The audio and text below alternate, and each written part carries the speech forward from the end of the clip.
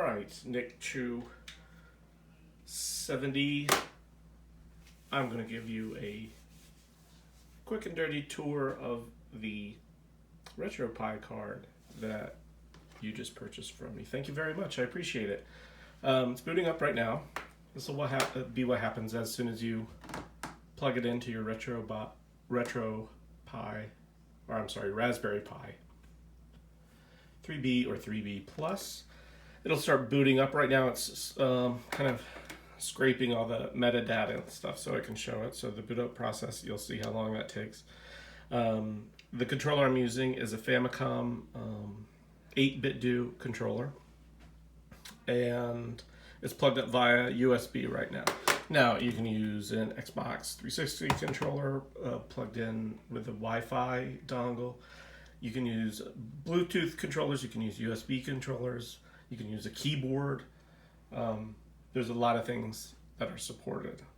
And you may know all that already, but this is what's going to happen the first time you boot up. It's going to detect the controller you have plugged in. If you boot it up without the controller or a keyboard plugged in, it'll probably go straight to the main menu. You want to have your controller plugged in when you boot it up for the first time so that it will show you this welcome screen, and we run through assigning the button configuration for the controller that you have plugged in. I'm just going to shut the door here. So this comes up and tells us it's detected one game pad. If you had two plugged in, it would say two. So it says hold a button on your device to configure it.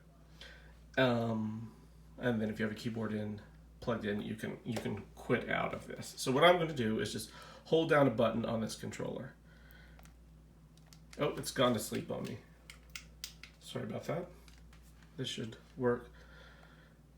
So as I held down a button, it detected it. You may have seen it on the screen, the FC30. That's the brand of this controller. So different USB controllers will be identified. And this isn't something you have to go through every time you turn it on or anything. It identifies the controller. You map the buttons for it, and then anytime it's used after that, what you map is saved for that controller. You could wipe them all out if you want to at some point, but so we've just started to create the controller file for this. So this is pretty self-explanatory. Hold any button to skip, and then it's asking us for up, down, left, right, etc. So I'll go through that now. Up, down, left, right, start, select, A, B, X, Y, left shoulder, right shoulder. Now this is interesting because while on the Xbox controller, or if you're using like the PS3 controller, there are left and right trigger buttons and some analog sticks. We don't have any of those. So what I'm going to do is to skip any button input, you just hold down any button. So I'm going to hold down B. And what it does is after about 2 or 3 seconds of holding that down, it just skips over and goes to the next one. This is an area where some people get held up. But there's a brief message right when the screen comes up that says hold down any button to skip. So I'll do that for the rest. I'll just keep holding B. Holding B. I don't have any of these buttons on this. Oops.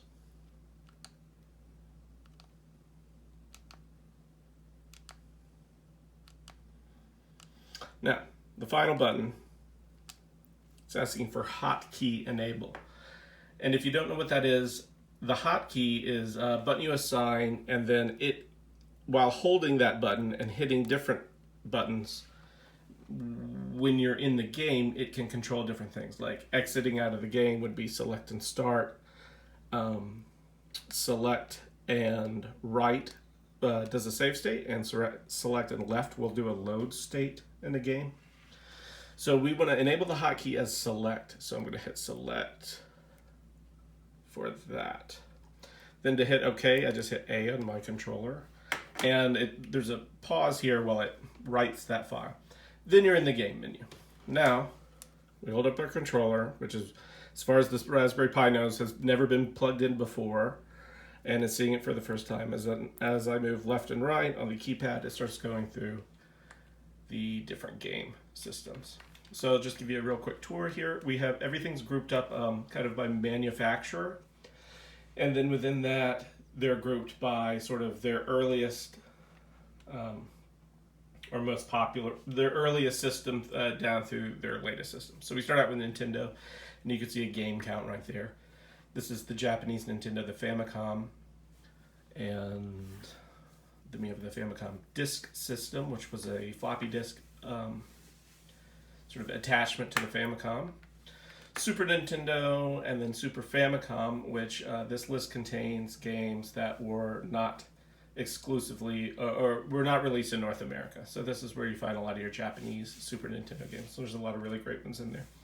Nintendo BSX was I believe just a prototype system that had a couple games out. I might be wrong about some of the details, but that was by Nintendo, and it's Super Nintendo with a little bit more processing power. Pardon me. Nintendo 64. You should know that probably about a third of these games run really well.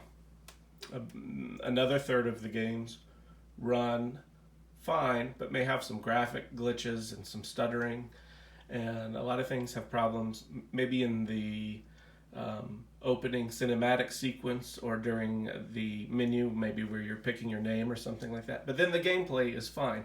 Nintendo 64 is a difficult system to emulate, and even on some of the most high-end PCs, it's difficult to get true Nintendo 64 emulation. That said, I have the entire North American library of N64 games on here, and most of them play. You might find some that don't play at all, and that's going to be the case for any Raspberry Pi that has Nintendo 64 games on it. The whole library is there, so in case they decide to update the emulator, which they do quite often, they make improvements, and then more games are compatible with it. I can show you a bit later if you want to get real tinkery with this, some of the things you can do, like update emulators or switch emulators in the menu. But let's stick to the basics now. We go on and on. Game Boy and all the handheld systems, the Virtual Boy. Now we're into the Sega systems here. The Genesis and Mega Drive working just like the Super Nintendo and Super Famicom. The Mega Drive section has the European and Japanese Genesis releases. Sega CD. Dreamcast, there are 13 Dreamcast games on here, and this is really pushing the limits of the Raspberry Pi. Most of them run fine. Some of them may get a little choppy during menus and cutscenes. They're all playable, in my opinion. I went through each one of these and picked them out, make sure they worked okay. Oh, Game Gear, TurboGrafx-16 and PC Engine. Again, the PC Engine is showing the non-North American games. TurboGrafx-16 CD, PlayStation. These run well. I'll go ahead and say it. I think these run fine and are completely playable, the ones that are in there. PSP Minis. MAME is where you'll find most of your classic arcade games. And this list is, you see other listings that have maybe 3,000, and this only has 1,600. I've removed a lot of the I've removed all the non-working ones, and removed the games that require a light gun, and removed the adult games, and the Neo Geo games I've moved into a separate category. So that's why this list is slimmed down so much. Games that only use the trackball have been removed from here. But there are some trackball games, classics like Centipede, that you can still use with the controller. I hope you're liking the pace of this tour, because we're not even halfway through this thing yet. These are arcade games that are a little more advanced that don't run on the MAME emulator. Capcom is a menu that is split out, and you're seeing here for the first time what it looks like inside the game menu. Got your system at the top, a video playing. In this case, we have the sort of logo art, some metadata about the game, when it was released roughly, and then a description of the game.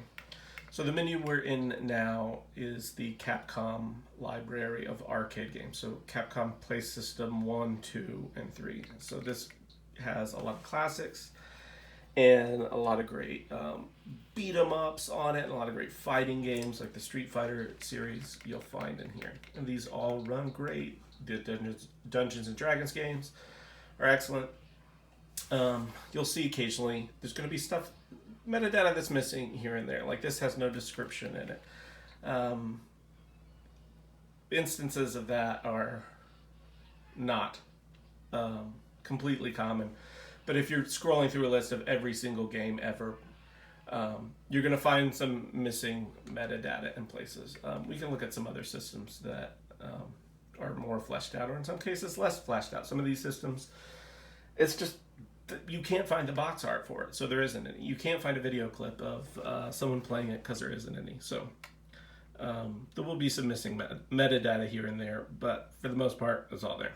Cave games are shoot 'em ups, mostly, that came out of the Cave production house, and there's some excellent games on here. You'll see the way they fit into this box. These games were meant to be played vertically on a vertical monitor in an arcade. So this particular theme we're using, which is called the CRT theme, doesn't stretch it out or anything like that. It just shows it vertically.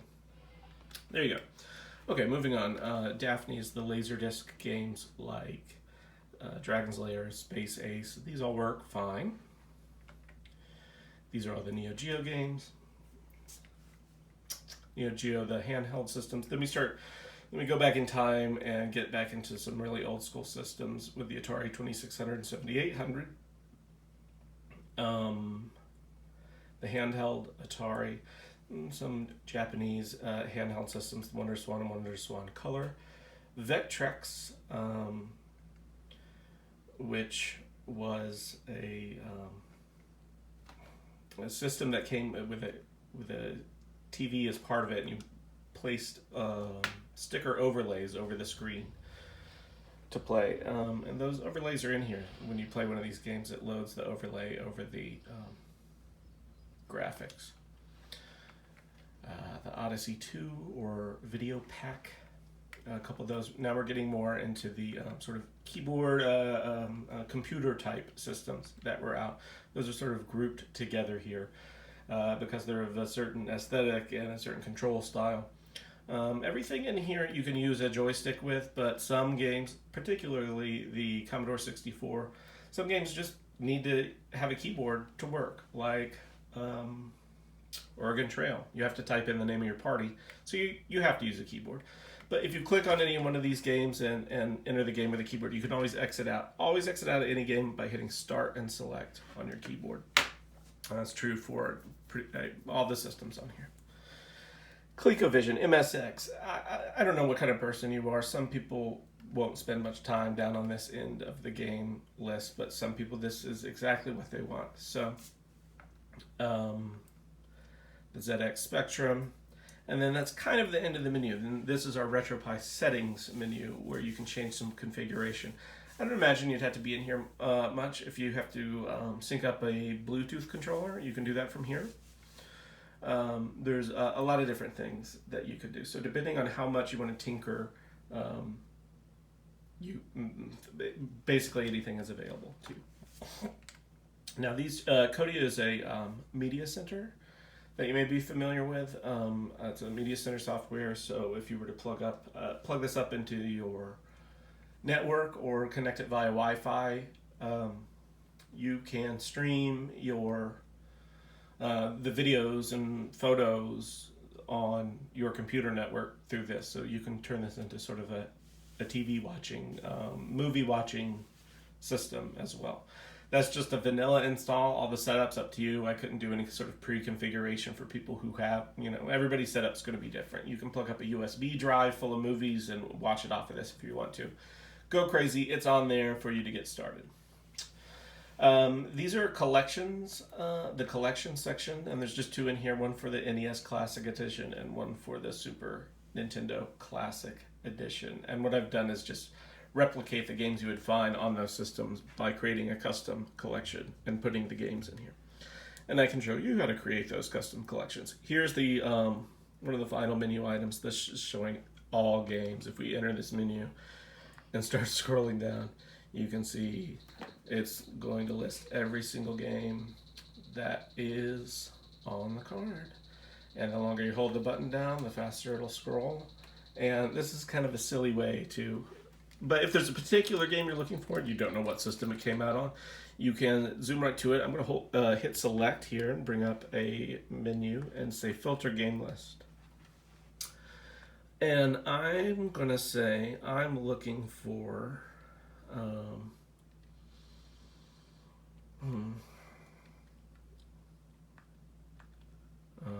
let's see, genre would be good. Oops, it'd help if I hit it. I just want to see beat 'em up games. This is a very rudimentary example of what you can do here. And it's just making me scroll all the way down to the bottom so I can hit the confirm button, which is back. I shouldn't have hit the genre button on the entire game list.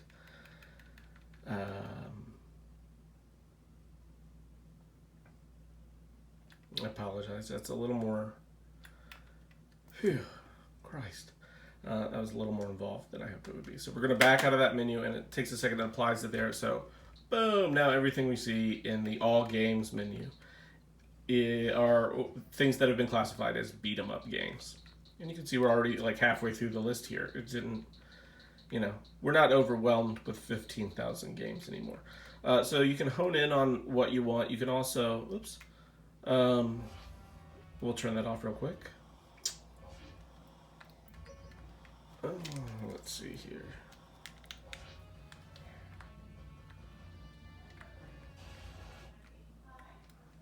Oops.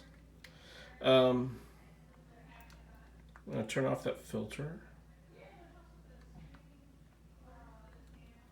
Sorry, I'm kind of looking at my phone while this is filming. And not in front of the screen, and also trying to work the controller, so I get a little confused. Oh God, don't tell me I have to go all the way back down there to turn that off. Maybe I could just back out. Great, okay, you hit B to back out of that area. We both just learned something. Here we are back on the list of all games again. Now you can go hit select and jump to a letter. That can be really helpful when you're, oopsie. That can be really helpful if you're looking for a particular game. God, sorry. We're doing this in one take, buddy. Sorry, this isn't a polished video or anything. Favorite games. I have put in just a handful of just some games that I consider my favorites. And you can add and remove things from this list. So let's say you're going through here and you want to make your own favorites collection. You're like, hey, these are pretty good, except I hate this game Panic on Sega CD. That is absolutely not my favorite game. To add or remove a game from favorites, hit Y on your controller while you're in the game sort of browsing menu. So I hit Y and up on the screen it says remove Panic from favorites. It's gone forever.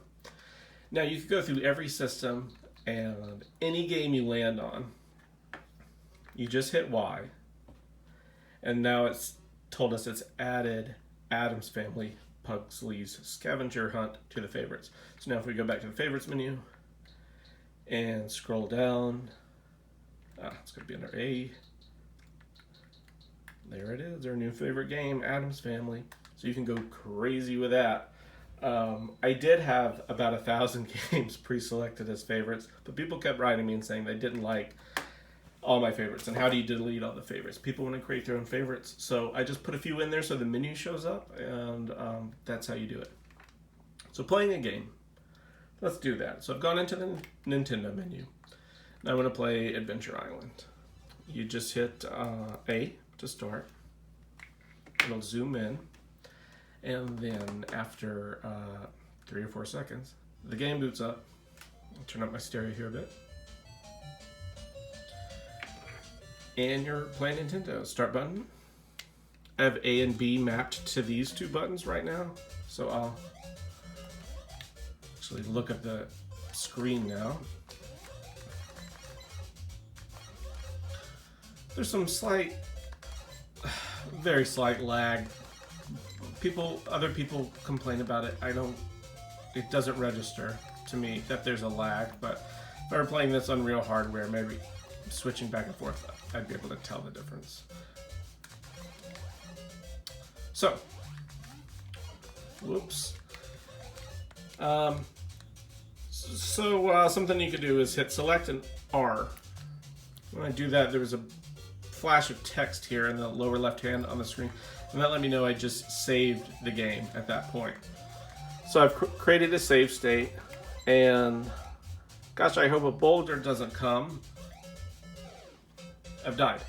So to load a save state, you just hold select and hit L, and then here I am back at the spot where I saved. And so that's one of the fun things you can do on RetroPie. So I'm fed up with this game now and I want to quit. Start and select. Quits the game. Takes you back out to the main menu where you were. And that setup is what you're going to be seeing throughout the 50 or so systems that are on here. I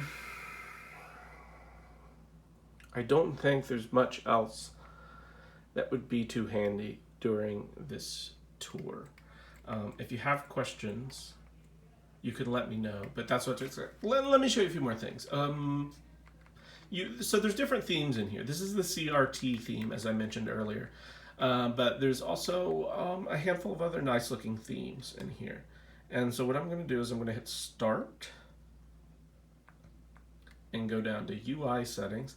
By the way, if you want to set up another controller later or set up your keyboard, here's where you do that. You go down to Configure Input, and if you say yes there, it'll bring up that screen that you saw when you first booted for the first time. So if you're hooking up a new controller or anything like that, that's how you do it. From the main menu, just hit Start and go down to Configure Input.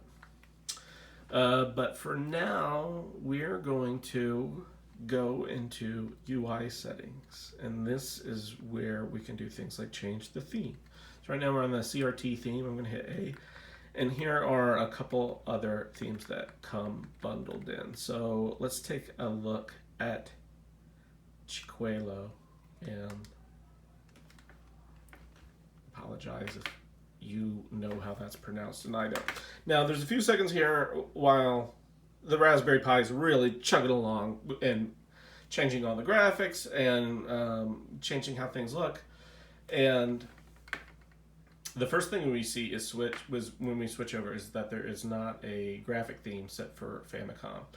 Some of the rarer systems don't come with the people that design them. If they don't do one for every single system in existence, then sometimes there isn't graphics for it, but you get something default that tells you what it is. So this is nice. This scrolls up and down, and this is essentially the same list we were looking at before, just displayed in a different way. Let's look at something that's going to be more exciting than something else. And some of these look good. So we'll go in here, and then what this does, looks like it shows us a nice big video preview. It's not showing all the game metadata, like how many players can play and things like that, but that's okay. That's why people create different themes for this thing. Okay, we've seen enough Chicuelo that we can... Okay, hitting select starts from the system screen, starts the screensaver, which is set to dim by default, but you can change the screensaver to a video screensaver or to show a photo slideshow of covers and box art. There's a couple cool screensavers in here. So from here we're going to hit start and go. Let's check out another theme.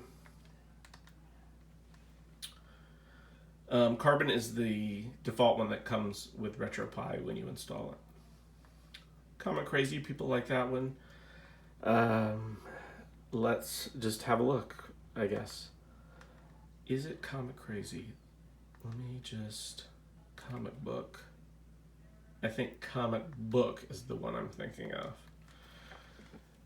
Two separate themes that are comics based. Again, this is the moment where it's switching the themes. Don't start turning your machine off or anything. It takes a few seconds to have this themes switch up, especially some of the more graphic rich ones like the comic one here. So let's back out of here. That wasn't showing videos right then, but it should. That's something that sometimes you go back and you come back in, and there. First time installing a theme, it might get a little, might spin its wheels a little bit. But you've got your sort of title art or wheel art, they call it, box art, and a video, and then all the metadata here. So each theme can use those same elements from the same place and display it in whatever way they want.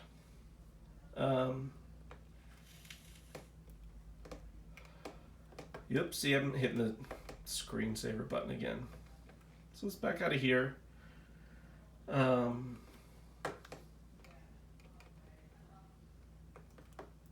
that's how to change themes, and we're going to put it back. I'm just going to put it back on CRT. Back. And I can tell it's thinking about it because it's not responsive to any button presses or anything right now. So it's going to switch back to the CRT theme, which is my favorite because it's minimal. It gives you all the information. It looks a little bit better on, probably not through a camera. It's not as black as you think. And it's so small and compact that it's very snappy compared to some of the other themes that show the big videos or have a lot of characters on the screen or big, huge graphics. This is a really small footprint. So it runs a little better, and at the end of the day, that's what I want. Now, there is one thing we can look at that might be interesting to you, and then I'll stop the tour, and if you want to know more, I'll be glad to do some more for you. But, game collections. This is where I created the Super Nintendo and Super Nintendo Classic and Nintendo Classic thing. So what you can do is you can create a new custom collection. And what happens is if you go in here, at this point you would need a keyboard. Let's say you wanted to have a menu, customize this and have your own menu of just Mario games. You could name this something like Mario Games. And good, it lets me back out of there. And once you do that, you're in this mode to where any game you select after that, or hover over, I should say, and you hit Y, like how we were favoriting before, when you're in custom collection mode, you can hit Y and add a game to that custom collection. So that lets you get really sort of granular with how you're sorting all these games. If you have a particular genre of game or something other than favorites, some way you want to group those games, you can. Maybe you have kids and they have their own favorite games of their own. You can create a separate menu for them.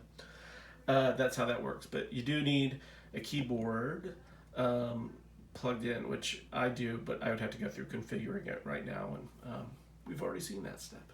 So I think that's about all there is to it. I hope you're happy with it. If you have any problems, let me know. I cannot think of anything else that you would possibly need to see at this time. So thanks again for your purchase, and please let me know if you have any questions. Thanks.